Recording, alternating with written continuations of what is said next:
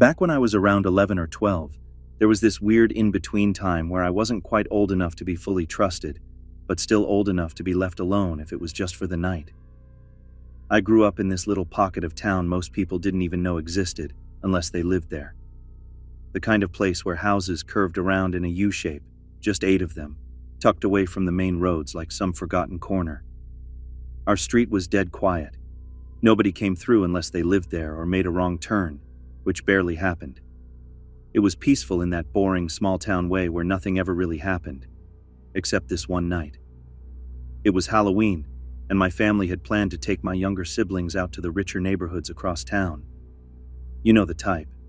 The places that gave out full-size candy bars and had fog machines on their lawns. I had zero interest in tagging along with my siblings, and more importantly, I wanted to hang out with Ashley, who lived across the street.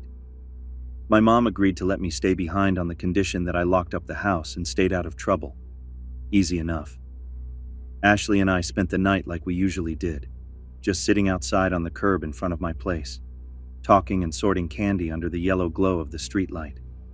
It was getting late, probably close to 11. The neighborhood had gone quiet hours ago. No kids, no porch lights, no one else outside. That's when we saw him. He came walking past the opening of our court like he didn't have a destination, just strolling by, hands in his jacket pockets, glancing around like he was looking for something. Not necessarily in a creepy way, just something about him didn't line up. Ashley asked if I knew him, and I didn't, which was strange, because in our neighborhood you recognized everybody, even if it was just by their car or their dog. He passed by again a few minutes later, then again. After the 3rd or 4th time, it wasn't just unusual, it was deliberate. He wasn't walking for exercise. His clothes didn't match the weather or the time of night, and those heavy work boots he wore sounded too loud on the pavement.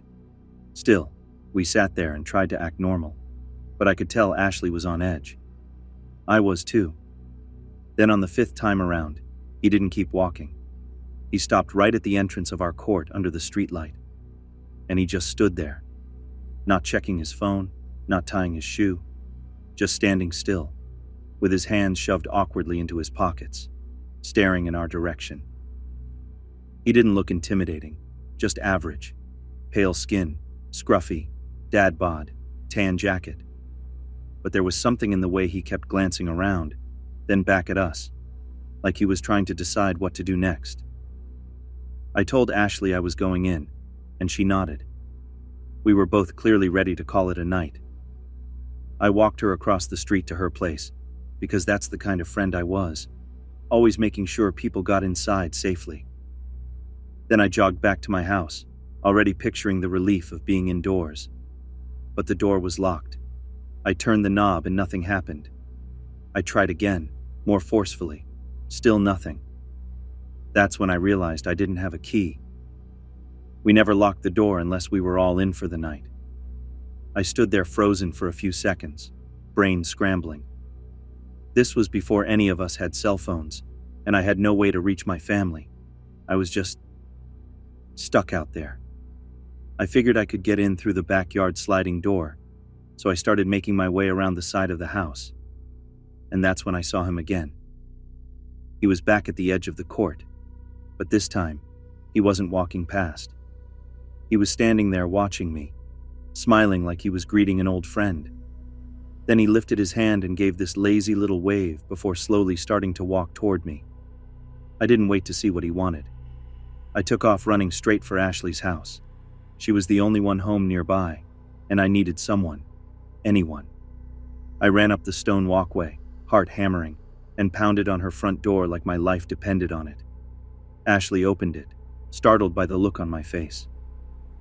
I was already halfway through the doorway, yelling that I was locked out and that he was coming. But she hesitated. She said she needed to ask her mom. Then she closed the door. I was left standing there on her porch, alone again.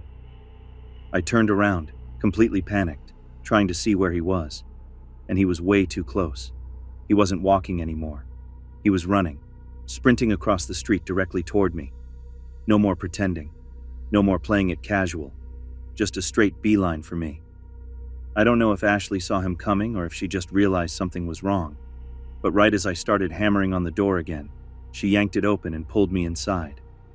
We slammed it shut, locked it, and ducked near the side window. He was already at the porch, inches from where I had been standing seconds earlier. He stood there, staring at the door, breathing hard like he'd just finished a sprint. Then he took a step back, shoved his hands into his jacket pockets, and calmly walked away like nothing had happened. Cops were called, statements were made, and I ended up staying with Ashley until my parents came home. Her dad walked me back to my house, and my mom nearly broke down when she found out what had happened. Turns out, my little brother had locked the front door on their way out, not realizing I didn't have a key.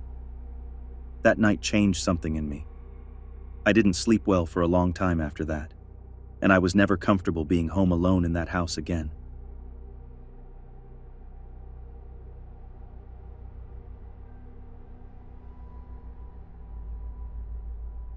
I was only a couple weeks into my first semester of college when this happened, so everything was still pretty new. Figuring out class schedules, getting lost on campus, meeting people. My school had this weird setup where certain lectures were held off campus, in these satellite buildings about an hour away. They ran shuttle buses back and forth to get students and staff there, and the rides were usually packed with half-asleep college kids trying to squeeze in a nap between classes. Now, these weren't your average buses with rows of seats like you see in movies. Instead, the seats were arranged along the sides, facing inward toward the center aisle, kind of like a subway car. It made it easier for people to get in and out, but it also meant you were often sitting really close to strangers, sometimes almost knee to knee. That day, I just finished a long class out at the satellite building, and I got on the bus early enough to grab a seat by myself. A few minutes later, this guy in a suit stepped on, mid to late 30s, clean cut, businessy looking, and asked me if the shuttle was heading back to the main campus.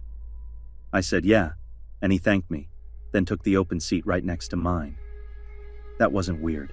Seats filled up fast, and there weren't many left. At some point during the ride, I must have dozed off. It wasn't unusual. Most people did on those hour-long trips. When I woke up, the bus was still moving, probably about 40 minutes in. What was unusual was that I could feel someone's hand wrapped around mine. It was him, the man in the suit. He was still leaning back with his eyes closed, like he was asleep too, but his hand was definitely holding mine. At first, I kind of laughed to myself, thinking maybe he'd accidentally grabbed it in his sleep. It was awkward, but I didn't want to wake him up or embarrass either of us, so I started to gently move my hand away. But as I did, his fingers tightened, hard. Not just a reflex squeeze. It was like he was holding on intentionally. That was the moment my brain started racing. I stayed still, told myself to just wait it out. We were only about 15 minutes away from campus. I figured I could manage that long and then get off the bus like nothing happened. As soon as we pulled up to the stop, I jumped up and moved quickly to the door. It had started to drizzle, so I opened my umbrella and began walking fast across the sidewalk, hoping he'd stay behind, or at least go in the other direction. But of course, I heard him jogging to catch up with me. He asked if he could walk under my umbrella with me. There were other people around with umbrellas, but he picked me. I knew that wasn't a coincidence, but I tried to convince myself that he didn't want to get his suit wet. I was trying too hard to explain it away, even though my gut was already sounding the alarm. We started walking, and almost immediately he asked how old I was. I told him, 18. Then he launched into this weird monologue about how he was working on a master's degree in something super math-heavy, like statistics or advanced engineering or something. I didn't catch the details, mostly because I was too focused on keeping my distance without being obvious about it. Then came the moment he asked for my number. I told him no, as politely as I could, and said I didn't give my number to people I didn't know. He kind of smiled and replied, "Oh, I don't want to message or call you. I just want friendship, that's all. Just friendship." Which made absolutely zero sense. What would he even do with my number then? We were getting closer to one of the bridges near the middle of campus when something completely bizarre happened. A few skinny stray dogs were walking across the path, and he suddenly grabbed me in a full-body hug and started screaming, like loud and dramatic. I shoved him off, totally thrown by his reaction.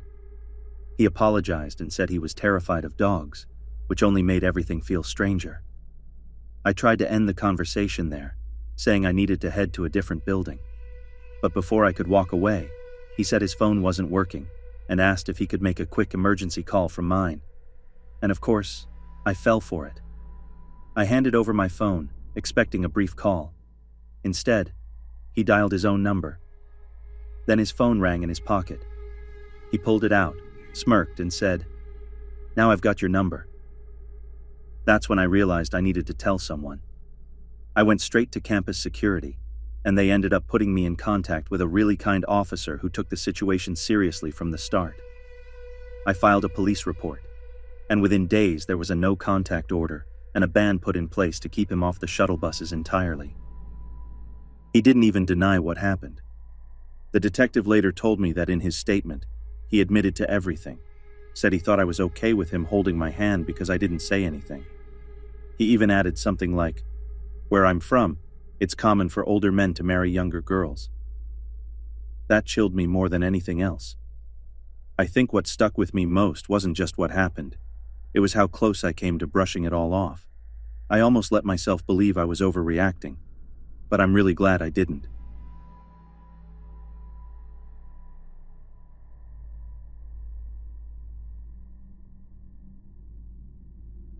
I moved back to the city that winter after spending some time away, and it didn't take long before I got reintroduced to how chaotic public transit can be.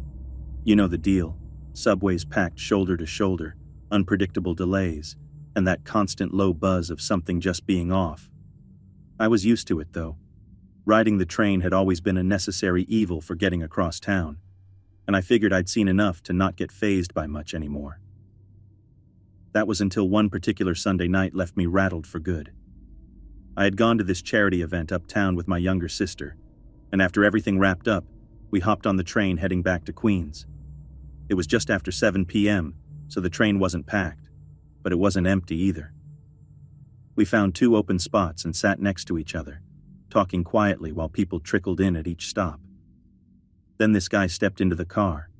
He had on a long gray coat, a beanie, and looked to be in his 30s. He zeroed in on me almost instantly, like he'd picked me from across the train. He walked straight up and leaned in too close, way too close, and stuck his hand out like we were old friends or something. "Hey, beautiful, how you doing? What's your name?" he said, smiling way too wide. I leaned back instinctively, trying not to react too hard, but giving him a look that made it clear I wasn't in the mood. I didn't even say anything, just a headshake. And just like that, the fake charm dropped. His face twisted up and he started yelling, loud enough that everyone in the car turned to look. "You think you're better than me? You ain't nothing. Stuck-up butch, go to hell." He kept going, louder and louder, just hurling random insults at me while I sat there frozen, my sister's hand gripping mine. Then he switched gears in the most surreal way, like he hadn't just gone off on me. He looked over at my sister and tried the exact same routine. "You're gorgeous too. Can I shake your hand?" And he actually tried to reach across me to touch her. That's when I snapped. I shoved his hand away and told him to back off.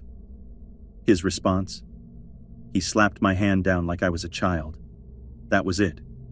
I stood up, looked him dead in the face, and said, "Don't lay a finger on her." I could feel the heat rise in my chest. We were eye level, and he didn't flinch. Things escalated from there. The yelling turned into shoving, and before I could react again, we were in a full-blown fight. I don't remember everything clearly, but I do remember managing to land a hit on his jaw that surprised even me. That just made him angrier. He lunged and knocked me flat on my back, kicking me while screaming that he was going to kill me. The other passengers finally jumped in. 2 guys pulled him off and got between us. One of them yelled something at him, and the other tried to keep him from getting back on top of me. The conductor came on the speaker, saying the train was being held, and eventually the guys shoved him off the train and blocked the door. He tried to get back in, slamming on the glass and yelling like a maniac. As the doors finally shut and the train pulled away, he was still screaming. His voice didn't fade until we were well into the tunnel. Someone on the train pointed down, and that's when I saw it. The guy had dropped his phone during the scuffle. It was unlocked. Out of curiosity and maybe a bit of adrenaline-fueled nosiness, I looked through it. I found his name, his social media, and a whole bunch of text messages that made it clear he wasn't exactly a stable guy. He seemed like he was into dealing drugs, hard stuff too, judging by the weird coded texts and numbers. I ended up going to the police with my uncle and giving them everything I had. One officer was helpful, but another had the nerve to suggest I might have stolen the phone and was making it all up. I still don't know how that logic even made sense, but I gave them the guy's full name and showed them what I found on the phone.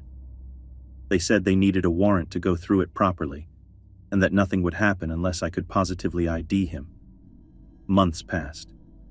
A detective showed up at my place once with a sheet of mugshots, but none of them looked exactly like the guy. And just like that, the trail went cold. I never heard back again, never got an update. For all I know, he's still riding those same trains, waiting for another girl to shoot him down.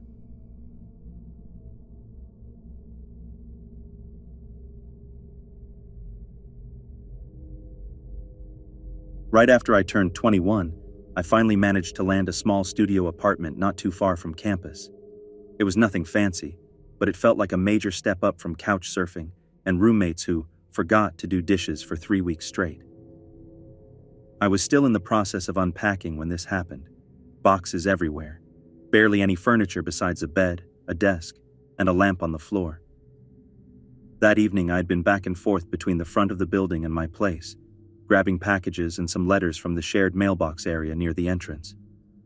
The building was the kind with doors that lock behind you automatically, which felt secure at the time, but I've thought about that a lot since. Anyway, I was on the phone with my boyfriend while picking up mail and brought it back inside, still chatting with him. I remember tossing the envelopes on the bed and kneeling down when I dropped the phone. It slid out of my hand and disappeared under the bed, so I laid down flat to grab it. That's when I saw it, just the shape of something first. Not moving, but definitely not just shadows or clutter. My eyes adjusted a little, and I realized, in complete disbelief, that there was someone curled up under my bed, lying on their side, back facing me, head tucked in. They hadn't noticed me yet. I tried to stay calm and not show that I'd seen anything. My mind was running a mile a minute, trying to figure out how not to set this person off. I picked up the phone, and without changing my tone, told my boyfriend that I was going to hop in the shower real quick and would call him back. Then I casually walked into the bathroom like nothing was going on. The second I shut the door, I locked it, cranked the shower handle so it started running, and then climbed out the tiny window above the tub. Thank God I was on the first floor. Once I was outside, I ran across the street and ducked behind a car, where I could keep an eye on both my bathroom window and the front door to the building. It was still light out, summer, early evening, so I had a clear view. I called 911 and explained everything, then phoned my boyfriend again and told him where I was. He got there a few minutes before the cops did. When the police arrived, I handed them my keys and pointed them toward my apartment. A few minutes passed that felt like hours. Then 2 officers came out escorting this wiry, pale man who looked completely disconnected from reality. He wasn't aggressive or trying to run, just kind of dazed. One of the cops who had stayed behind with me explained that they found him standing quietly just outside the bathroom door, holding one of my kitchen knives in both hands. The guy had slipped inside while I was checking the mailbox and must have hidden the moment he realized someone lived there. They said he didn't say a word the entire time they were in the apartment. Later, I found out he was homeless and dealing with untreated mental health issues. They transferred him to a psychiatric facility. That night, my boyfriend insisted on staying over, and by the next week, he was living there with me full time. I still can't sleep unless I check under the bed at least once.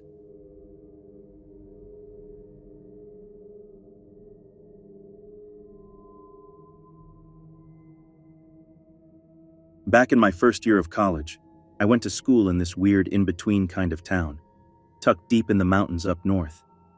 It looked peaceful on the surface, especially in the fall when the trees lit up in reds and oranges.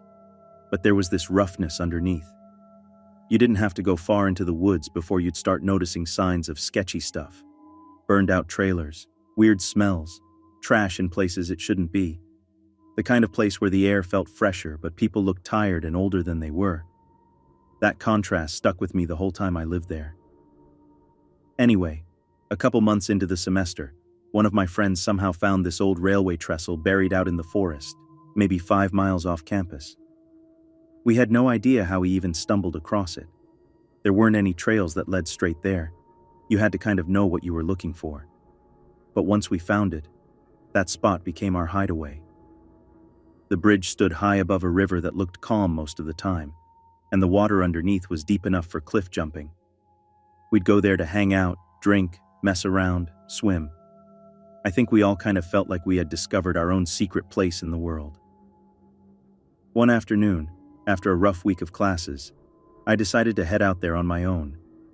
It was getting close to sunset, and I figured I had enough daylight to go for a quick swim before walking back. I had done the trail so many times I could probably find my way in the dark, but I brought a flashlight just in case. I dropped my stuff on the wooden planks and jumped into the water. It was freezing at first, but once you got used to it, it was nice, still and quiet. I was messing around in the water, flipping and floating, when I caught something moving along the riverbank out of the corner of my eye. At first, I couldn't really see him clearly. It was more like he was skipping through my vision, 1 second standing still, the next closer to the water, like watching someone step forward, then suddenly blink, and they're 5 feet closer. I eventually got a better look. He was tall, real thin, and his dark hair was pulled back tight. What stuck with me most, though, was the way he looked at the water. Not at me, at the water. Like it was something he did every day and didn't have to think about. Then he dove in. No hesitation, no noise, just in. And he started swimming straight at me. Not lazily, not like someone trying to say hi or join in. It was fast, unnervingly fast. The space between us disappeared in seconds, and before I could react, I felt his hand clamp down on my ankle. He yanked me under so quickly that I swallowed a mouthful of water before I could scream. He let go for a second and popped up for air, then grabbed me again and kept pulling. The worst part was, he never said a single word. I kept trying to fight him off, kicking and thrashing, but it didn't slow him down at all. I realized he was steering me toward the stretch where the current picked up. That part of the river narrowed, and if you didn't swim hard against the pull, it would drag you straight over the drop. I was panicking now, completely out of breath and just trying to get loose. At some point, I finally managed to twist away, and as I got pulled into the current, I turned back and saw him. He was already swimming back to shore like nothing happened. Didn't even look in my direction, just turned around and left me to be swept away. I went over the edge. That drop might not sound huge, 20 feet or so, but the force of the water slamming down from above was terrifying. It pinned me underneath, and no matter how hard I kicked, I couldn't find the surface. I thought I was done. Then I noticed this huge log caught against the rocks under the surface, and I grabbed onto it with everything I had. Somehow, I managed to push off and break free from the churning mess. I floated until I could grab the shore and drag myself out. No phone, no flashlight. Soaked. I still had to hike back through the woods, trying not to break down or think about what would happen if he was out there waiting. A year later, a guy from the football team died going over that same waterfall. The local paper blamed heavy rains and a strong current. But I've always wondered if he had company in the water that day too.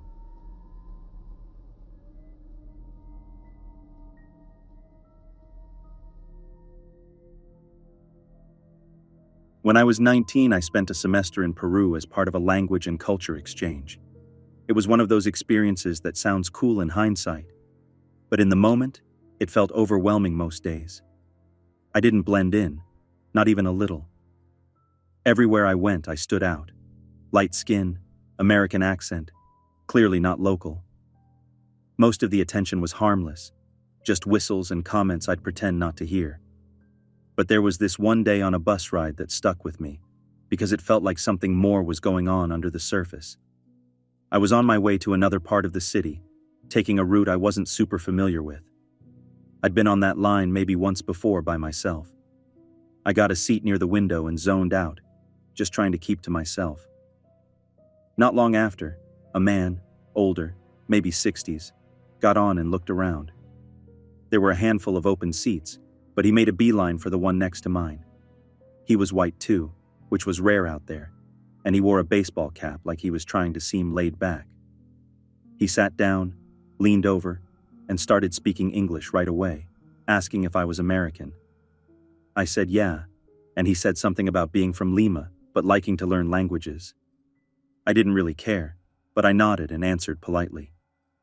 Back then, I didn't know how to shut down conversations without feeling rude. When he asked where I was headed, I gave the general neighborhood name but left out the stop. I was already uncomfortable, but I didn't want to stir anything up. Then he said he read palms and asked if I wanted a reading. I gave him a kind of fake smile and held my hand out, hoping it would end the conversation. But he immediately said he didn't do readings for free and suggested I give him English lessons in exchange. I gave him some half-hearted compliment about his English being fine already and tried to make it clear I wasn't interested. That's when he grabbed my wrist, not rough, but firm enough that I couldn't pull away without making it obvious. He flipped my palm up, looked at it like it told him a secret, and said something vague about it being important, but that he'd only explain it if I agreed to help him with his English. Then he asked for my number. I told him I didn't have a Peruvian number yet, which was a lie. He offered to give me his instead, so I just nodded like that was fine. He pulled out a scrap of paper and wrote his number down. For his name, he wrote Cholo, which threw me off. That term has specific meaning in Peru, often used to describe people from the highlands, and sometimes used offensively. He didn't fit that description at all, and I asked if that was really his name. He just brushed it off, told me to call him that, and said I didn't need to know his real name. The whole thing was starting to feel like a slow burn nightmare. Then came the part that really hit me in the gut. He looked me dead in the eye and said he didn't believe I'd actually call him. He mentioned something about a woman from India who had promised to do the same thing and then didn't follow through. Then, in this weirdly calm tone, he said he'd hate for the same thing that happened to her to happen to me. He didn't explain what that meant, just let it sit there like a threat with no details. I tried to laugh it off, said something about how, of course, I'd call him. He didn't buy it, said I wasn't looking at him when I answered. Then, out of nowhere, he reached over and grabbed my face, wrapped his hand around my jaw, and turned my head toward him. It wasn't gentle. It was the kind of grip that made it clear he was in control in that moment. I forced a smile and repeated that I'd call. He finally let go.